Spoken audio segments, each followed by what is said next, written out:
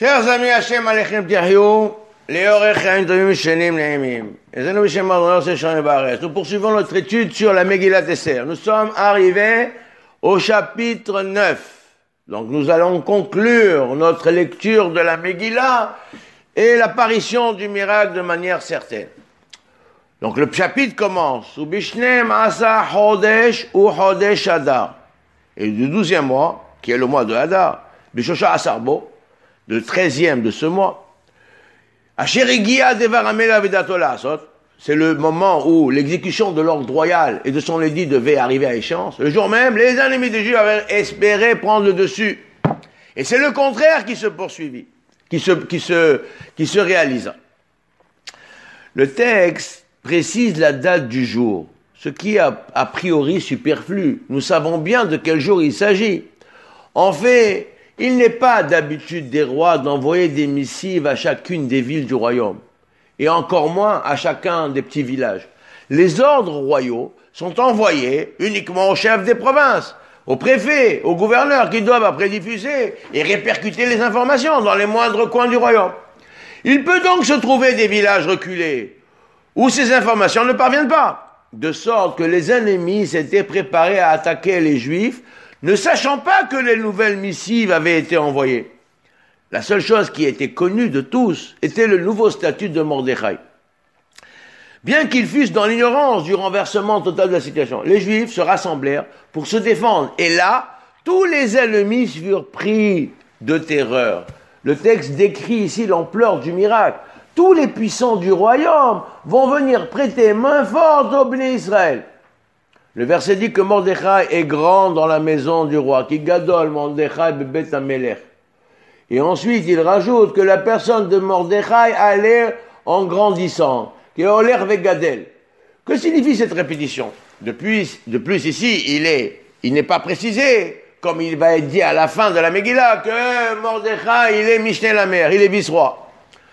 Comme cela sera mentionné plus tard. Le roi possède de nombreux ministres. Nous devons comprendre qu'il y a ici quelque chose de particulier. Le roi possède de nombreux ministres, des hauts fonctionnaires, des conseillers, qui sont préposés au bon fonctionnement du royaume. Ces ministres sont connus de tous les citoyens. Leur renommée est d'importance. Ça veut dire de tel pourquoi? Parce que sinon, les gens ne vont pas appliquer. Et pour qu'on applique la parole d'un ministre, il faut que ce ministre soit connu, qu'on sache que c'est un homme important, qu'il est lié au roi, etc. Pour que les ordres qu'ils transmettent soient accomplis partout. Cependant, il y a d'autres ministres qui sont préposés à la maison du roi elle-même, qui sont des conseillers du roi proches de lui. Ils dirigent le palais royal, et de par leur fonction, ils ne sont pas connus de tous les fonctionnaires de l'Empire, à plus forte raison de l'ensemble du peuple. Mordechai est de cela. Donc, son influence aurait dû être limitée à l'enceinte du palais. Et là, étonnamment, l'ensemble des préfets, des gouverneurs, des fonctionnaires et du peuple ont subitement une terrible crainte de la personne de Mordechai. En effet, sa renommée traverse tout le territoire de l'immense empire et se répand rapidement. Cette fulgurante ascension et la diffusion de sa nouvelle position amplifient de manière remarquable la puissance du miracle. Le passage continue. Ils ont frappé tous leurs ennemis. Makat herev ve'ereg. Ils les ont frappés par le glaive en les tuant. Et après, il y a marqué ve'avdam, et ils les ont détruits. Faire disparu, perdus. Besonehem kirsonam. Ils les traitèrent selon leur gré. Ou Beshushan Abira, Hargo Yehudim ve'abet hamesh meotish. Et à Shushan, dans la ville, les Juifs ont tué et ont fait disparaître, ont détruit, exterminé 500 hommes. Alors ici, il est cité Ve'ed Parshad Nata, Ve'ed Dalphon, les 10 enfants de Haman. Aseret bene Haman ben Amedata Agagi. Les 10 enfants de Haman, Amedata, Sorer, Yehudim, Aragou, ils les ont tués. Ou Babiza. Mais non, le butin, ils ont pas pris le butin, ils ont pas mis la main sur le butin. Ils n'ont pas voulu prendre le butin. Alors ici, il s'agit d'analyser de manière pointilleuse ce qui se passe. Quand il s'agit des ennemis qui n'ont pas d'importance, il est dit, stam, des goïms, des gens comme ça qui viennent, la populace qui viennent pour tuer les Juifs. Alors, il est dit, ils les frappèrent par le glaive, les tuant et les détruisant. Ça veut dire quoi détruisant? Ce qui signifie que le corps de ses ennemis n'était plus reconnaissable. Il leur coupe la tête, par exemple. Alors qu'à Suse, il y a marqué, ou Beshushan ba argoa yodim, hamesh meotish. Ou Beshushan abira argoa yodim, ve'abed hamesh meotish. Qu'est-ce que ça signifie? Ils ont tué 500 hommes. Mais il n'est pas dit qu'ils les ont détruits. Ce qui signifie que ces hommes étaient des personnages d'importance, qu'ils possédaient des fonctions dans le royaume, et qu'ils étaient craints des simples citoyens. C'est donc volontairement qu'on les mit à mort, mais on laissa les corps entiers, de manière qu'ils puissent être reconnus. Alors s'ils sont reconnus, donc ça, la terreur va s'instaurer. Nombreux les hommes de pouvoir qui sont restés en retrait de ces événements n'osant pas prendre parti. Ils se sont dit, attendons de voir la tournure que prendront les événements, et seulement alors nous associerons aux vainqueurs. En voyant que ces hommes d'importance ont été tués, que leur position ne les a pas sauvés, tous comprirent que la volonté du roi était clairement en faveur des Juifs. Les 10 fils d'Aman sont cités par leur nom, et seulement ensuite il est précisé le nom de leur père. Ce sont les détracteurs qui accusèrent les Juifs qui reconstruisaient le temple de vouloir se rebeller contre l'autorité du roi. Et suite à cette intervention, la construction a été interrompue. Les noms des 10 enfants d'Aman sont écrits séparément, chacun sur une ligne, chacun est précédé du mot ve'et, et aussi. En général, ce mot ve'et, il ne sert à rien, il vient juste ajouter. On aurait pu citer les noms sans marquer ve'et. Et dans le Talmud, kol itim sheba Torah les ribouillés. Dans la Torah, chaque fois qu'on dit, on utilise le terme et, ve'et, ça vient ajouter quelque chose. En effet, Aman et ses fils forment l'ensemble de la structure de la Tum'a, la Klippa. Cette composition des forces négatives s'est développée sans aucune retenue pendant cette période, pendant le temps où Akadosh Baruch Hu était en sommeil, où la providence était en sommeil, où les Bnei Israël se sont aussi mis en sommeil, où c'était la période de Esther Panim, la face cachée. Alors la Tum'a s'est construite, un pouvoir terrible. Donc, elle s'est développée, amplifiée sans aucune retenue. Elle prend de l'ampleur et de l'intensité, cette Tum'a. Il semble que rien ne puisse lui résister. Son influence est certaine à tous les niveaux de l'État. Et là, subitement, elle disparaît totalement pour se réduire à sa plus simple expression. Esther demandera au roi de pouvoir les pendre sur la même potence que leur père. En effet, Aman a été pendu le 16 Nissan. Son corps est resté suspendu pendant 11 mois. Et à présent, ses fils vont le rejoindre sur la potence. Les 10 noms de ces individus, ainsi que les mots ve'et, font référence aux 10 formes que prend la Avodazara et le Kohatuma à travers ces différents noms. Elles changent d'aspect, c'est-à-dire qu'elles changent d'aspect, de forme, selon les circonstances et les situations. La tentation, elle se pénètre dans tout, elle est flexible, elle est malléable, elle s'adapte aux situations. Il y a 54 lettres dans les 10 noms des enfants d'Aman. Autant que le nom de Aman est mentionné dans la Megillah. C'est-à-dire que le nom d'Aman est mentionné 54 fois dans la Megillah, ce qui fait référence au din. Dans certaines mentions de Al-Anissim, selon le Gaon, le Milna, il y a aussi 54 mots. Tout cela agit dans le sens de la destruction des puissances du mal, qui subit le changement sans aucune miséricorde. Dan, 54, Dan, le Tout-Puissant applique sa justice sur les méchants dans toute sa rigueur. C'est le mot Dan. C'est ça, la destruction de la structure de la Touma. Cependant, la différence avec la Shira, Shira Tayam, nos maîtres comparent l'écriture des 10 noms des enfants d'Aman, qui sont chacun écrits sur une ligne, avec la structure de la Shira Tayam, Az Yashir Moshe. Alors, la différence avec la Shira, la destruction des forces d'Amalek n'est pas totale. En effet, lors de la traversée de la mer, il est dit, vous saurez aujourd'hui, vous qui avez vu le châtiment qu'il a accompli sur l'Égypte, contre Pharaon et son armée, à ses chevaux et à ses cavaliers, sur lesquels il a fait déferler les eaux de la mer. Il les a anéantis jusqu'à ce jour. Ce passouk-là, il est marqué dans Parashat Devarim, dans le livre de Devarim. C'est Moshe Rabbeinu, Ekev, dans Parashat Ekev. C'est Moshe Rabbeinu qui dit ça, jusqu'à aujourd'hui. C'est-à-dire quoi jusqu'à aujourd'hui? Cette expression jusqu'à ce jour fait référence à la destruction totale des forces de l'Égypte, puissance spirituelle comme physique. L'anéantissement total qui fait que jamais elle ne se renouvellera, ne se renouvellera, ne serait-ce qu'un instant, un semblant de sa puissance d'antan. Cette différence se traduit par la forme de l'écriture, de la Shira, qui possède une parfaite stabilité. Alors qu'ici, les 10 noms d'Aman, les enfants d'Aman, s'écrivent les uns sur les autres. Nous espérons que cette écriture soit suffisante afin que les enfants d'Aman ne puissent jamais se relever. Mais est-ce que cela se réalisera dans l'histoire? Comme lors de la guerre contre Amalek, la victoire ne fut pas totale. En effet, il est dit, Yoshua transperça Amalek et son peuple à la pointe du glaive. Vayahalosh et Yoshua. Et Amalek, le mot Vayahalosh pose problème. Que signifie-t-il? Rachid dit qu'il n'a pas tué tout le monde. Hala, ça veut dire qu'il a affaibli.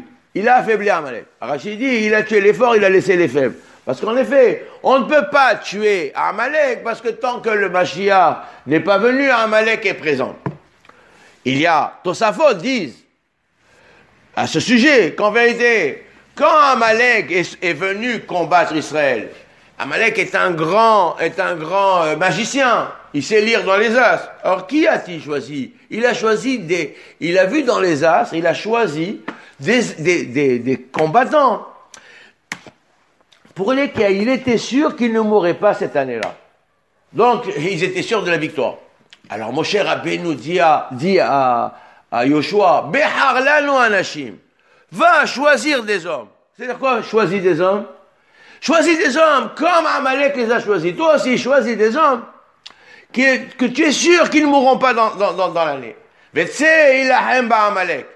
Et va sortir combattre Amalek. De telle sorte que il n'y a pas eu de mort dans cette guerre-là. Il y a eu seulement des victimes, des blessures, des affaiblissements. C'est ça le sens. Vayahalosh Yoshua et Amalek vet Ammo lefi Hareb. Et tant que le Mashiach n'est pas venu, alors nous sommes dans la guerre contre Amalek. Amalek doit être affaibli. Bayom Aou. Et en ce jour-là, le nombre des morts à Shushan est arrivé. Le roi a dit à Esther, ils ont tué Hamesh Meotish. Et aussi les 10 enfants d'Aman. Qu'ont-ils fait dans les autres pays, dans les autres provinces? Et qu'est-ce que tu demandes encore et que je puisse te l'accorder? Il n'était pas nécessaire de préciser le jour même. Mais cela signifie que bien avant le coucher du soleil, les combats cessèrent. Parce qu'il est marqué, on est le 14, on est le 13. Donc c'est le 13. Donc ils ont arrêté de tuer à Shushan au milieu de l'après-midi. Pour montrer que que la vengeance d'Israël se fait avec retenue. En effet, ils auraient pu poursuivre leurs ennemis jusqu'à la nuit, sans leur laisser le moindre répit ou l'espoir de s'en tirer. Mais ils ne le font pas, ce qui permettra d'obtenir que le lendemain aussi ils puissent combattre comme aujourd'hui, ainsi que le demandera Esther.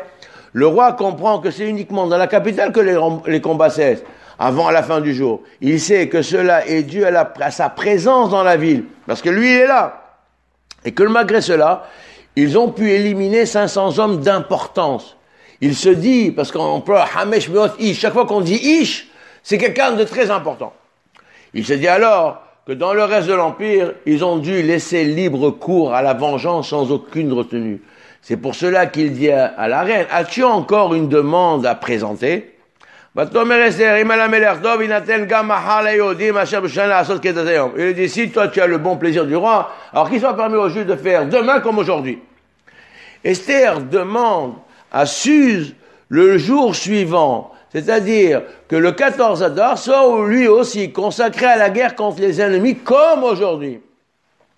Nous avons déjà, comme nous l'avons déjà souligné, la guerre contre Amalek se dire sur 2 plans. Aujourd'hui, le jour qu'Amalek a choisi pour venir nous combattre, le 13 Adar, ainsi que l'a fixé Aman par son tirage au sort. Et un jour supplémentaire, demain, comme dit Moshe à Yoshua, Beharlanu, Anashim, Vetseilahem, Amalek, va, choisis-nous des hommes pour combattre Amalek. Demain, Mahar, Aninisav al-Oshagiva, demain, je me tiendrai sur la colline. Donc la guerre, elle a 2 dimensions. Elle a aujourd'hui et demain. Que signifie demain? Amalek s'attaque à Israël avec les armes d'aujourd'hui, comme le fait Haman, à travers le sort. Il utilise les règles et les concepts de ce monde, le mazal, la nature, la rationalité. Il emprunte les lois de la conduite naturelle de ce monde. C'est le sens du temps présent.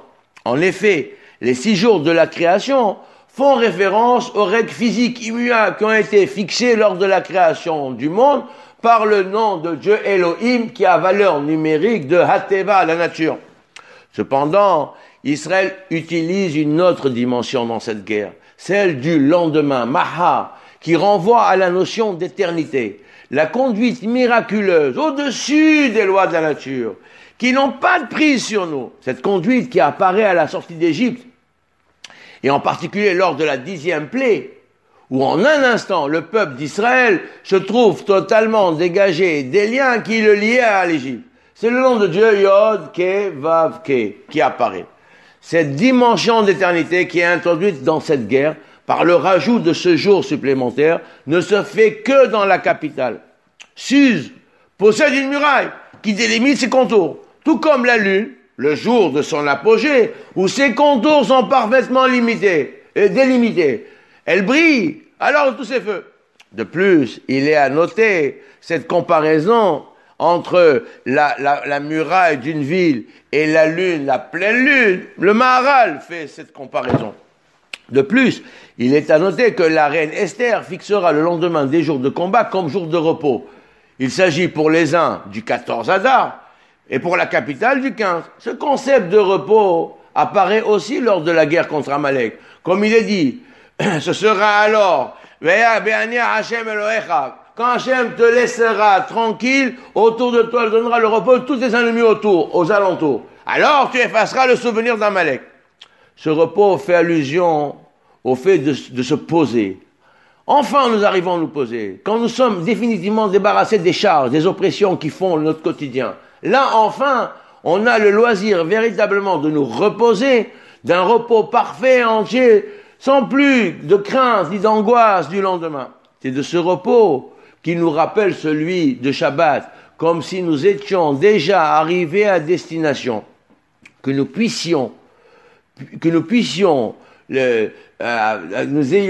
ayons des forces pour éliminer totalement Amalek. Donc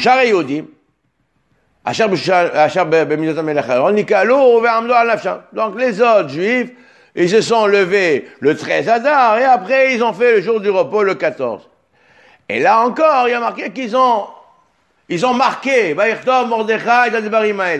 Mordechai a écrit les événements, a expédié à les lettres à tous les juifs proches ou éloignés des provinces du roi.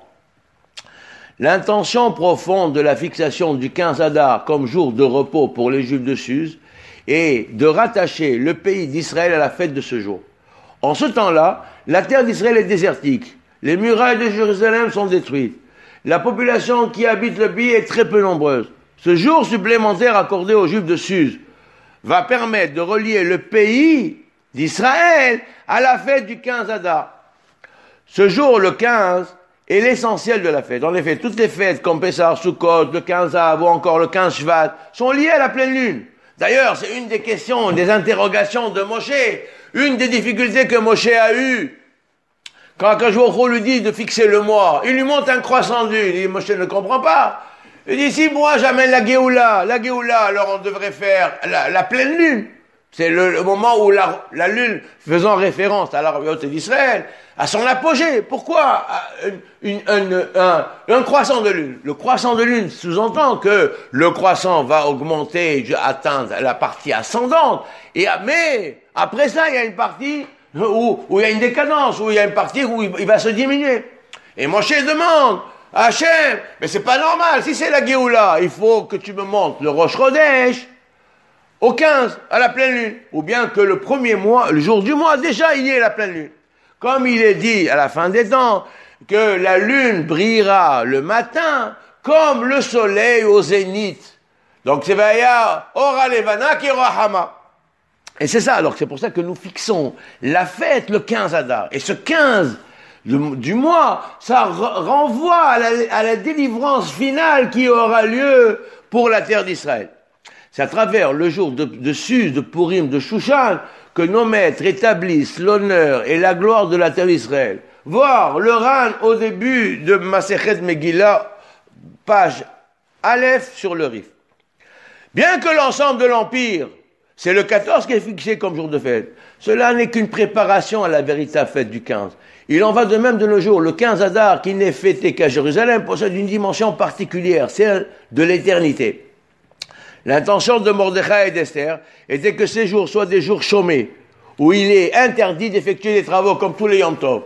Mais ce point n'est pas accepté par le peuple, bien qu'il soit de coutume de ne pas travailler le jour de Purim. Lors du don de la Torah, alors on va comprendre quelle était l'intention de Mordechai et Esther, et pourquoi les Juifs l'ont refusé. Lors du don de la Torah, Hachem force le peuple à l'accepter. Parce qu'on a marqué, il a renversé la montagne sur eux. Toutefois, à l'époque de Purim, ils acceptèrent ils l'ont accepté de bon gré, avec joie et ferveur. Pour tous les jours de fête, il est dit que nous devons consacrer la moitié pour le service divin et l'autre moitié pour notre bon plaisir. Comme il est dit, la moitié pour vous, moitié pour Dieu. C'est pour cela qu'il est interdit de travailler les jours de fête, afin de se consacrer à l'étude et à la prière, à la méditation, à la compréhension profonde de notre attachement à Hachem. Nous devons aussi consacrer l'autre moitié de la journée à nous réjouir autour d'un bon repas de fête, de boire, d'exprimer notre bonheur. Cela est valable aussi pour la fête de Shavuot. La Gemara dit, le koule alma modou que atzeret nami ba'elachem. Que même, tout le monde est d'accord de dire que Shavuot aussi, il faut faire la moitié pour vous. Vous aussi, il faut manger, boire et se réjouir. Cependant, le repas de Shavuot traduit la joie. Alors pourquoi?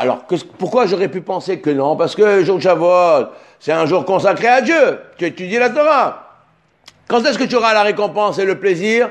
Les Hatidavo, alors pas en ce moment. Alors pourquoi on fait des bons repas? Alors la Gemara dit, le sens du repas, c'est comme dit la Gemara, Rav Yosef, il faisait en ce jour un banquet, un festin particulier, parce qu'il dit, s'il n'y avait pas ce jour, qu'est-ce que je serais? Un simple individu. Mais là, puisqu'il y a ce jour, je suis un chacham Dieu m'a donné la possibilité, Ashrenu v'ashahel kenu, qui nous a mis, il nous donnait la Torah, que nous puissions nous y investir et qu'avoir les connaissances et nous délecter du savoir de la Torah. Donc c'est pour ça qu'on fait le repas. Le repas de Shavuot traduit la joie, l'enthousiasme d'avoir eu le mérite de recevoir la Torah. En voulant faire de Purim un jour chômé, Mordechai et Esther voulaient souligner le fait qu'à présent, le peuple accepte la Torah de son plein gré, avec la joie et entrain, qu'il puisse se consacrer à ce jour au service divin sans aucun autre souci. Mais le peuple ne voit pas cela d'un bon œil, car une telle chose sous-entend que pendant 1000 ans, ils n'ont accepté la Torah uniquement que par obligation, et parce qu'elle leur a été imposée. Et là, à Purim, il y a une nouvelle acceptation de la Torah, qui n'a pas de lien avec celle de Shavuot. Ils disent à Mordechai, notre acceptation de la Torah est liée à Shavuot.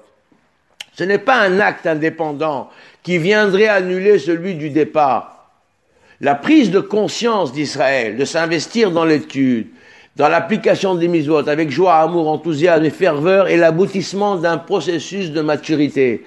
Cette progression n'est possible que parce qu'au départ, la Torah a été imposée. Nos maîtres nous disent bien, les olam, ya'asok, adam, batorah, b'mitzvot, afelu shelo yishma. Toujours un homme doit, de tout temps, tu dois te consacrer à la Torah et aux mitzvot, même si tu le fais par intérêt ou par obligation. Car plus tard, tu parviendras à dépasser ce stade et le faire appliquer la Torah de manière totalement désintéressée, avec passion et enthousiasme. C'est pour cela qu'il n'est pas convenable que le jour de Purim soit officiellement chômé. Mais pour marquer cette étape, l'habitude est de ne pas travailler. Les Juifs acceptèrent la coutume. En coutume, ce qu'ils avaient commencé à faire. Et ce que Mordechai avait recommandé par écrit. Aman a tiré au sort, donc après il est dit que ce jour-là, qui Alken, Karo, Layamima et les Furim. C'est pour cela que ces jours-là ont été appelés Furim. Le P n'a pas de dagesh, donc on lit Furim. Aman a tiré au sort c'est tiré au sort. Pourquoi ces jours sont-ils appelés Purim, qui est un pluriel, ou Furim? Il n'est pas non plus précisé qui a donné ce nom à la fête. Aman n'est pas le premier à avoir tiré le sort contre Israël. Quand Amalek vient combattre Israël, il tire aussi le sort, comme nous l'avons dit précédemment. Il choisit des hommes qui ne doivent pas mourir cette année. C'est pour cela que Moshe ordonne à Yoshua, choisis des hommes pour combattre, ce que nous avons dit plus haut. Il lui demande de les choisir comme ceux d'Amalek. Donc il y a deux tirages au sort. Et tous ces hommes que Moshe choisit, ils sont nés en Hadar 2, le mois où le Mazal, qui n'a pas de Mazal, puisqu'il y a 12 signes astrologiques. Donc le 13e mois, qui est le deuxième mois de Purim, de Hadar, il n'a pas de Mazal. Comme s'il est en dehors du Mazal. Amalek n'a pas de pouvoir sur eux. C'est aussi la raison pour laquelle le choix ne peut tuer que les combattants de Amalek, comme nous l'avons dit plus haut. La première lettre du mot Purim ne porte pas de dagesh. Il est lu Furim. La prononciation de cette lettre est légère, rafée, comme affaiblie. Elle renvoie à la guerre contre Amalek, qui se déroule là, en un lieu qui est appelé Rephidim. Ce nom n'est pas celui d'un lieu géographique, mais il est celui d'un état d'esprit, celui qu'Israël adopte avant que ne surgisse Amalek. C'est le laisser-aller dans l'accomplissement de la Torah et des mitzvot. C'est l'affaiblissement dans l'application. Il traduit aussi le manque de ferveur et d'entrain. Le jour de Furim, nous ne devons surtout pas oublier cela. Nos ennemis ne puisent leur puissance que de notre affaiblissement. Il n'y a point d'autre raison aux attaques que notre peuple a subies tout au long de son histoire. On aurait pu certainement appeler ces jours autrement. On aurait pu appeler Simha, Sasson, Nissim, Maaseh Nissim, etc. Prodige. Alors pourquoi avoir choisi le nom de Furim? Eh bien, il semble évident que la Providence, en fixant ce nom, car c'est la Providence qui a fixé ce nom, à cette fête, a voulu nous enseigner la grandeur du miracle qui s'est produit. Le renversement total de la situation, nous sommes passés d'un état de désespoir absolu à celui de la victoire parfaite. Tout cela réside uniquement dans notre propre attitude. Notre relâchement donne le pouvoir à l'ennemi. Et dès que nous nous ressaisissons, nous reprenons le dessus. Le salut est pratiquement immédiat. Tout cela, nous devons le lire dans le nom de cette fête. Aman choisit le 13 du mois de Hadar comme étant le jour le plus propice à la réussite de ses plans. Quelle intention secrète est enfouie dans le choix de ce jour? L'intention qui doit accompagner chacune de nos mitzvot est celle de relever la Shrina afin de la relier au nom. Yod Ke Vav Ke. La Shrina est symbolisée par la dernière lettre du nom, le He, qu'il faut rattacher au Vav, qui symbolise le Saint béni soit-il. Les deux premières lettres, Yod Ke, ne sont toujours en liaison, car si elles se détachaient, le monde disparaîtrait. C'est d'ailleurs à ce niveau, au niveau du Vav He, que vient s'infiltrer Amalek, pour faire écran entre le He et le Vav. La lettre Vav, dont la valeur numérique est 6, renvoie aux 6 composants du Talmud, la Torah orale. La valeur numérique de la lettre He, 5, fait référence aux 5 livres de la Torah écrite. Il est indispensable que l'union parfaite règne entre les deux facettes de la Torah, les deux composants de la Torah. Comme nous l'avons déjà souligné lors du don de la Torah, Israël n'accepte pas la Torah orale. Il accepte par obligation et non par amour et ferveur. De sorte que la lettre Vav n'est pas dans sa plénitude. Quand on prononce le Vav, on le développe. Alors le Vav va être écrit Vav, Aleph, Vav. Et là, la valeur numérique passe de 6 à 13. De sorte que le 13e jour du mois fait référence à ce Vav, qui est altéré par le manque de ferveur et de passion, qu'il est absolument nécessaire d'investir dans l'étude de la Torah orale. C'est alors qu'Aman se sent fort de la faiblesse d'Israël. Le développement de la lettre est appelé Milouï, valeur numérique 86. C'est ce qui fait référence au jugement Elohim. Pour réparer cet état de choses, on remarque que la Megillah est appelée une fois Sefer, un livre, et une autre fois Igeret, missive. Donc il y a une fois un masculin, une fois un féminin. Sefer est au masculin et Igeret au féminin. Là aussi, c'est le rétablissement du He et du Vav. C'est ça la référence de ces deux noms. Il est à noter que le Vav, en général, fait allusion à la Torah écrite, alors que le He renvoie à la Torah orale. Cependant, chacune des deux facettes de la Torah contient l'autre. Elles sont totalement indissociables. Le manque à la Torah orale est un manque à la Torah écrite. Ainsi, le chiffre 13 fait allusion à cette union. Le mot unicité est had, à valeur numérique de 13. Tout comme le mot ava, 13, de telle sorte que le retournement des événements survient par l'union du peuple entre eux et l'expression de son amour pour Hachem et sa Torah. Le jour du 13 Adar devient alors celui d'un miracle prodigieux. Les Juifs reconnurent et acceptèrent pour eux et pour tous leurs descendants et tous ceux qui se relieraient à eux l'obligation immuable de fêter ces 2 jours-là. Nous dit le Pirouche, le mot accepté est cité 2 fois. Kiblou, kibel. Les 2 fois, il est écrit au singulier. Mais la première fois, on le lit il est lu au singulier et on le lit au singulier. La deuxième fois, on le dit au pluriel. Il est écrit au singulier et on le lit au pluriel. Il s'agit en fait de l'acceptation de la Torah orale. Tous comme un seul homme proclament à l'unisson leur engagement sincère à étudier la Torah et à appliquer, comme celui qu'ils ont formulé lors du don de la Torah, avec un seul cœur et comme un seul homme. Cet engagement est total, sans aucune réserve. Cependant, l'application des mitzvot n'est pas toujours effective par tous. En effet, certaines mitzvot ne sont applicables que par une catégorie de personnes, comme par exemple celles qui concernent les Kohanim. L'emploi du pluriel fait allusion à cela. Ce n'est que dans la majorité des cas où il est donné à tous, sans exception, de pratiquer les mitzvot. Ces jours de Purim ne disparaîtront jamais du milieu des Juifs et leur souvenir ne s'effacera pas du milieu de leurs descendants. Que signifie cette répétition? Pourquoi faire une distinction entre les Juifs et leurs descendants? Nos maîtres apprennent de ce verset que la Megillah est écrite par inspiration divine. Rav Yosef le déduit du début de ce verset. Ces jours de Purim ne disparaîtront jamais du milieu des Juifs. Comment le sait-il? Donc c'est une inspiration divine, c'est une promesse, c'est une certitude. Alors que Rav Nachman ben Israël l'apprend de la fin. Leur souvenir ne s'effacera pas du milieu de leurs descendants. Il s'agit des 2 facettes de la fête de Purim. D'une part, la lecture de la Megillah et d'autre part, l'application des mitzvot particulières à ce jour, comme il est mentionné plus haut. Tous, pour que ces jours ne puissent jamais s'effacer du milieu des Juifs, il est nécessaire d'étudier cette Megillah dans le détail, dans la profondeur, d'en faire jaillir l'esprit prophétique. Cette certitude est possible par le renouveau de l'alliance et de l'engagement d'Israël à s'adonner à la Torah orale. Cet engagement est reconnu chaque année lors de la fête de Purim, qui prend alors une dimension éternelle.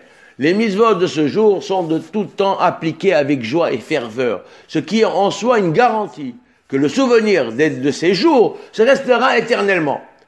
De sorte que toutes les mitzvot que nous appliquons avec ferveur, enthousiasme, passion, amour, etc., alors elles sont définitives. S'il y a des mitzvot que l'on oublie, c'est parce qu'on les fait de manière machinale, en grognant, en faisant comme ça, derech hagav, sans amour, sans joie.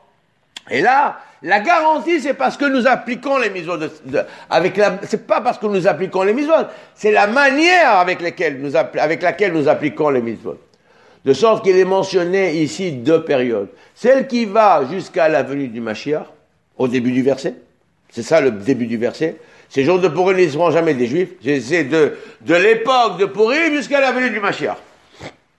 Et en plus, la deuxième période, celle qui va après la venue du Mashiach. À la venue du Mashiach, le souvenir de la sortie des Juifs sera secondaire par rapport à la délivrance finale. C'est pour ça que toutes les fêtes liées à Pessah, on dit qu'elles seront annulées. Pourquoi? Parce qu'elles seront secondaires, accessoires. Elles seront accessoires.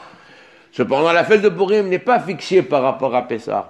Elle est un concept indépendant et bien plus. Voilà qu'Esther a fixé les 3 jours de jeûne pendant Pessah. Comme si que Purim avait relégué le Pessah et la sortie du lit, pas plus loin, elle a repoussé. Il convient de développer ce point qui est d'importance capitale. Nos maîtres disent que dans une année embolismique, il y a 2 mois de Hadar, 13 mois. Il faut fêter Purim le 2e mois. Pourquoi? Afin de lier, pourquoi pas le premier? Alors il dit afin de lier les délivrances entre elles, de relier la délivrance de Purim à celle de Pessah. Nous remarquons ainsi qu'en fait, l'essentiel du miracle s'est produit à Pessah, ce qui signifie que Purim est en fait le lien, le trait d'union entre la première des délivrances, la toute première, celle de Pessah, sortie d'Égypte, et la toute dernière. Cette fête est enracinée au plus profond de Pessah pour se développer et prendre son autonomie, pour parvenir à la fin des temps et continuer à se perpétrer.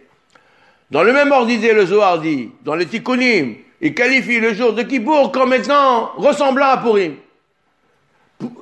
Kippurim, Kippurim, Kippurim. Yom HaKippurim, le jour qui ressemble à Purim. Comme si que Purim était d'un niveau bien plus supérieur à Kippour. Ce qui, à première vue, est étonnant. Kippour lui-même sera à la fin des temps un jour de joie et de plaisir comme Purim. C'est ce que nous dit le Zohar.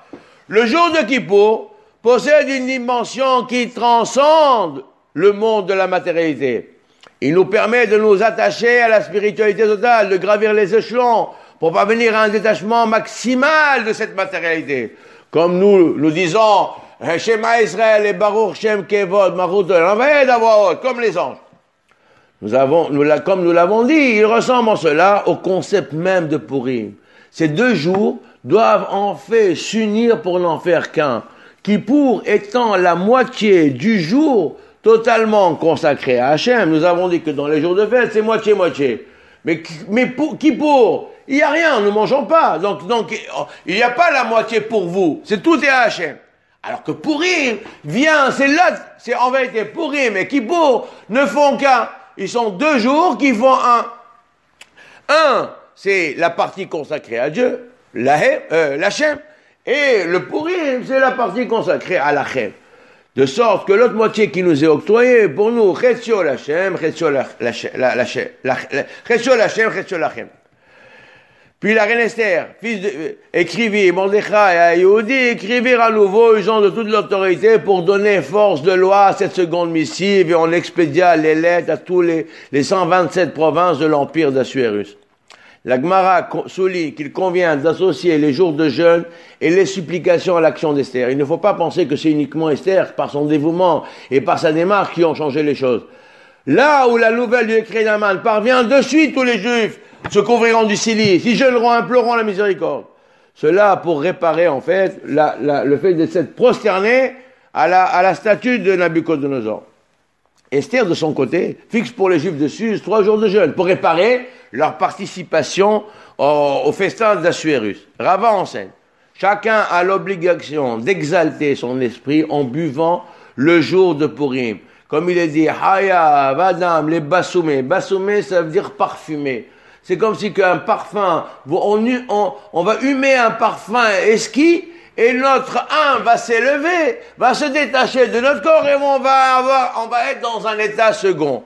C'est ça le Hayab Adam, de boire, s'enivrer. Il ne s'agit pas juste de s'enivrer, c'est de boire de telle sorte que l'esprit s'élève, s'exalte, et on n'est plus, la l'échama n'est plus totalement lié au corps, on perd un peu la réalité et la lucidité. À tel point qu'on ne sache plus faire la différence entre béni Mordechai ou maudit Haman. Cette obligation de boire jusqu'à en perdre la lucidité mérite réflexion. A priori, ce n'est pas le genre d'attitude que recommandait Chachamim. De plus, quel est le sens de cette confusion entre le juste qui mérite la bénédiction et le méchant qui doit être maudit?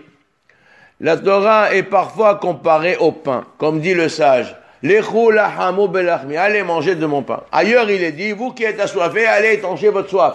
Comme il est dit dans Isaïe. Là aussi, c'est la Torah.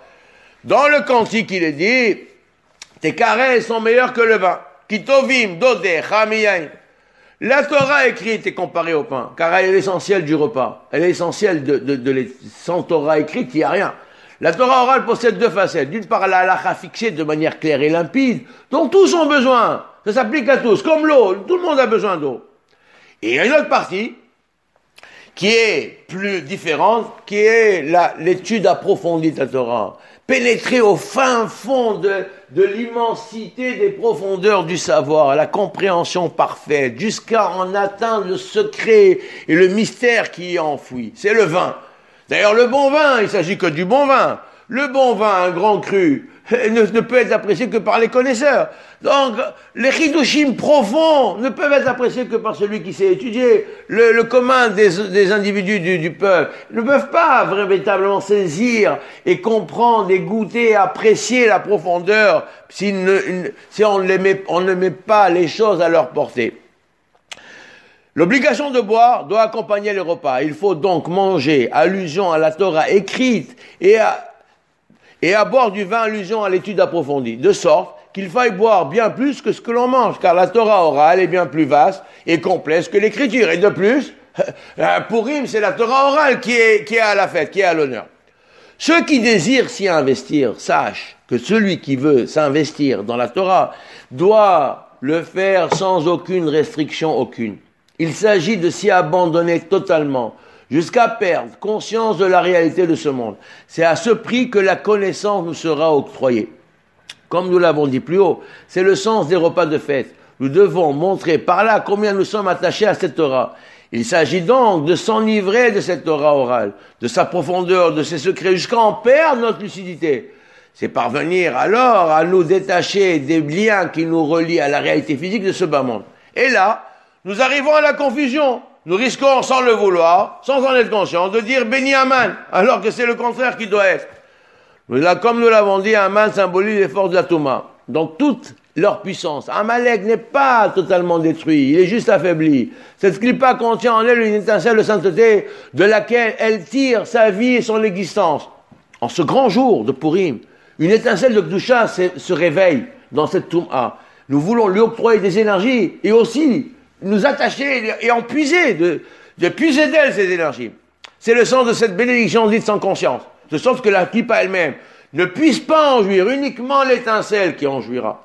De sorte qu'en renforçant la Kedusha, nous affaiblissons la puissance d'Amalek, jusqu'à lui retirer toutes ses forces vives. C'est le sens de cet enseignement de l'Omed.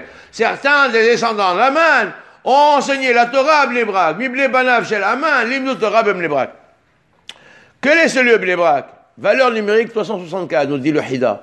Fait référence aux forces de la clipa. En effet, le mot Hassatan possède la même valeur numérique 364. Ce qui signifie que la puissance de la Torah, nous avons réussi à extirper de Haman lui-même les énergies de sainteté, qui eux-mêmes, à leur tour, insufflent et diffusent la Torah pour éliminer les forces du mal et les chasser de la terre d'Israël. C'est le sens de Bnei Brak. Il est à noter que cette ville est celle de Rabbi Akiva. Rabbi Akiva est le Rav de Bnei Brak, qui lui-même descend de converti. De plus, toute la Torah orale qui nous est parvenue, comme le dit la Gemara dans Sanhedrin, et Aliba de Rabbi Akiva. La Mishnah, Rabbi Meir, c'est Aliba de Rabbi Akiva. Le Sifra, Aliba de Rabbi Akiva. Toute la Torah nous parvient de Rabbi Akiva. Nous sommes arrivés au 10e chapitre. Vayasem Amelech Hajrosh Mas Ali Alares Veyaya. Alors ici, il est à noter que à la 7e année du règne, Hajrosh a fait allègement d'impôts, il a dispensé les impôts. Et là, juste après la fin du miracle, tout de suite, la nature reprend ses droits. Il a rétabli les impôts. Donc nous avons dit déjà, Mas c'est 100, Veillé c'est 27. Donc ici, il fait allusion aux 27 provinces qui sont dans les îles et aux 100 provinces qui sont dans les continents. Et ici, il est à noter que l'allègement des impôts n'a été fixé que pour permettre le miracle. Comment? Comme Aman, il est prêt à payer à Hajrosh pour tuer les Juifs. Pourquoi? Parce qu'il y a une perte pour les rentrées de l'État, des impôts. Alors Hajrosh dit, c'est pas grave. Maintenant, quand les Juifs ils vont tuer les ennemis, là aussi il y a une perte. Le roi aurait pu dire, à cause de vous, je vais perdre des entrées d'impôts. Mais non, il ne perdra pas les entrées. Pourquoi? Parce que là, les impôts sont annulés. Donc il n'était pas nécessaire à Esther ou à Mordechai de demander que c'est pas grave si toi, Assuérus, tu perds des entrées d'impôts parce qu'on va tuer une population de nos ennemis. Et juste après ça, rétablissement des impôts. Donc on voit bien que cela a été fixé juste pour le temps où Israël pourra se venger de ses ennemis. La Megillah n'est pas une chronique historique qui relate les événements dans leur moindre détail, mais elle est uniquement le récit du miracle, de sorte que les auteurs, par inspiration prophétique, choisissent de raconter certains des événements, ceux qui y sont utiles au dévoilement du miracle. Cependant, ceux qui sont intéressés de connaître les événements d'un point de vue historique, et ça, le pasteur nous dit, ils peuvent aller consulter les chroniques et les livres d'histoire des rois de Perse. La grandeur de Mordechai et sa position dans l'Empire n'est mentionnée que dans les chroniques des Perses, car aux yeux des nations, cet homme est important de par sa fonction, etc. Mais aux yeux de nos sages, son importance ne dépend pas de sa position dans le royaume. Elle dépend uniquement de ses qualités propres, de son dévouement à son peuple et à son investissement dans la Torah. Rashi souligne cependant le fait qu'il a marqué Ratsouil et Rov Echav, il était apprécié de la majorité de ses frères. Pourquoi la majorité? Rashi précise que certains membres du Sanhédrin se sont éloignés de lui parce que Mordechai a choisi des fonctions ministérielles, donc il s'est affaibli, il a moins étudié la Torah, il s'est éloigné un peu de l'étude. Alors pour cela, certains membres du Sanhédrin se sont éloignés de lui, donc c'est ça Rov Echav. Toutefois, Mordechai n'utilisera pas sa position et son influence dans les sphères du pouvoir pour son propre bénéfice, uniquement pour le bénéfice de ses frères. Lui-même restera identique à lui-même et ne changera pas d'attitude. Il restera fidèle au principe de la Torah. Akadosh Baruch Hu ne fait pas un miracle extraordinaire comme celui-ci par un individu qui va, à la fin de l'histoire, se devenir un fonctionnaire d'État. Non, il faut que Mordechai soit un tzaddik, comme nous avons dit, Mordechai. Comme il est dit, que c'est un encens extraordinaire, roche des rangs, que Mordechai, Bessamim roche, c'est le mot que je cherchais. Bessamim roche, c'est les encens essentiels, roche. Les plus grands encens. Et Mordechai est de cette qualité, du début à la fin. Et il ne changera pas. C'est ça ce que la Megillah vient nous préciser. La conclusion de la Megillah vient préciser cela. Baruch Adonai Le'olam. Amen ve Amen.